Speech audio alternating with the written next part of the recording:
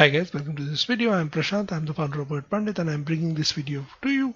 I'll explain the solution for this Parajumble questions without answer options. This is definitely a doable question which all that requires is careful perusal of the statements.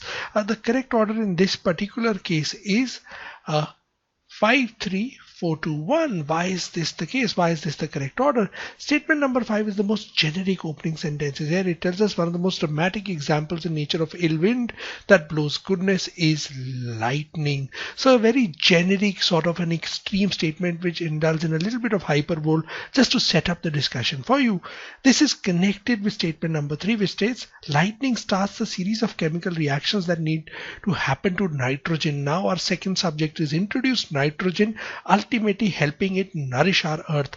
Now the one thing that you've got to always remember with Parajumbles is you move in the general to specific order at all levels of the Parajumble. Statement number 4 is a very generic statement which helps us introduce nitrogen. What is the function of nitrogen? Nitrogen is an essential product for plants, is an abundant resource with about 22 million tons of it floating over each square mile of earth, right? So now we've introduced nitrogen in statement number 3. In statement number 4, we've given its basic definition. What does it do?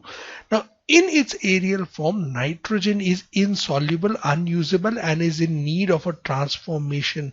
So in its aerial form, it requires a transformation. Further tells us some qualities of nitrogen. Now, what is the kind of transformation that it must undergo? We are given these details in statement number 1. Before plants can take life from atmosphere, nitrogen must undergo transformations similar to the ones that food undergoes in our digestive machinery. So this is where it begins to explain that the kind of transformation nitrogen must undergo. So there is a greater element of detail for transformations given in statement number 1. Hence it follows statement number 2. Statements 5, 3, 4, 2, 1 move in this linear order where we move from general to specific at all levels of in this given paragraph set of sentences. This is the general rule that you've got to remember. As long as you remember this rule that we move from a general to specific order, you will generally do well in Parajumbles, right?